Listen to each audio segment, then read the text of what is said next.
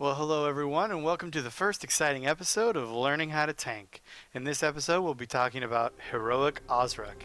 I'm your host, Otten, and really look forward to talking about this encounter. It's one of my favorites, actually. I really enjoy the one-shot mechanics in it because it really forces you to pay attention to what you're doing. So the main things that we want to focus on with Ozruk in heroic mode, he's got a few main abilities. The first one is Ground Slam, and that'll be a frontal cone, and so you want to face him away from the group. The second one is Paralyze. That'll stun you, but it'll be breakable if you have a dot on you, or it is also dispellable. And there is Shatter, which comes up right after Paralyze, and you have to run away from him. It's a 15-yard range. So the best way to counter Ground Slam is to run directly through the middle of his legs, not to the right or left of him like I just did right there. That's the wrong way to do it. So I kind of have to get this figured out. So the best way to counter Shatter is to not run towards the group. There's a couple reasons why. The first reason is that you have to run further. You have to run from where you're tanking him through his hitbox and then an additional 15 yards. So you got to run like 20 yards instead of 15. The other reason is what we're going to see just right about here. When you run towards him, he often follows up his Shatter with a Ground Slam after a few seconds. And if you're facing him towards the group when he does that, oh man, everyone's dead. So obviously that can't happen. That's pretty terrible. Now I think I was making that mistake because I had a preconceived notion going into this as a tank by doing it as a melee DPS a few times running towards the group. So now I've got the idea, I'm running away from the group, and I had this thought that maybe I could line of sight it using this wall here. We'll find out that that's not the case. But this is kind of the ideal spot to tank him.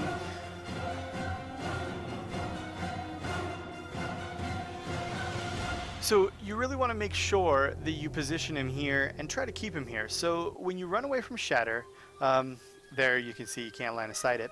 When you run away from Shatter, chances are that you're going to run away a little bit early because after that Paralyze comes out, you're going to want to just get ready to get out of there.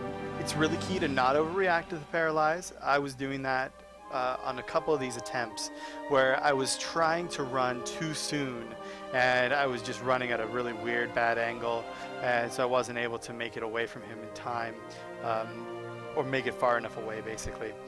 So ideally after he does the Shatter and you run away, you'll run in, he's going to be doing a Ground Slam, so you'll run underneath him, and you want to run a little bit extra, maybe an extra 10 yards to make sure that he gets repositioned and stays right about there. It's going to help your DPS out a ton, it's going to help your healers out a ton, and more importantly, it's going to give you plenty of room so you don't run into the mobs that are down the hallway.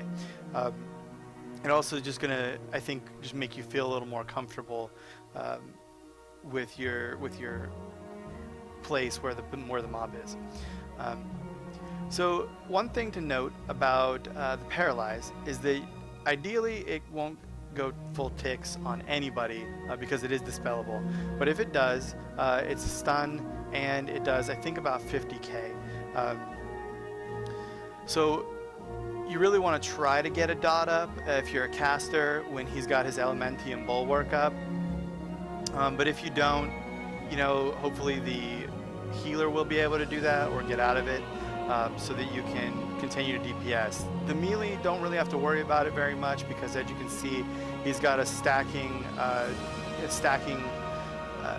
shield, or a stacking damage shield that comes up applying a dot, and every time you swing when he's got his Elementium Bulwark up, you get that spike shield.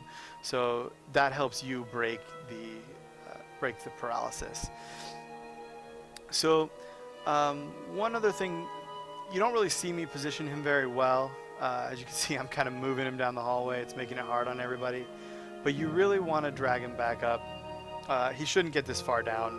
Every time you run in and run out, run away, run under him for the Ground Slam, you should be able to reposition him.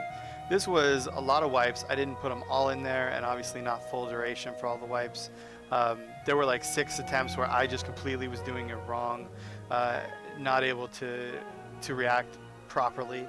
Um, but if you can get the hang of it, ideally, if you have decent DPS and everybody's paying attention and you're paying attention, you only have to react to the mechanic like 3 or 4 times, and so it can go really fast and be really nice and easy. So, anyways, thank you guys for watching, and I hope this gives you some good luck on Ozruk, and I hope you get him down.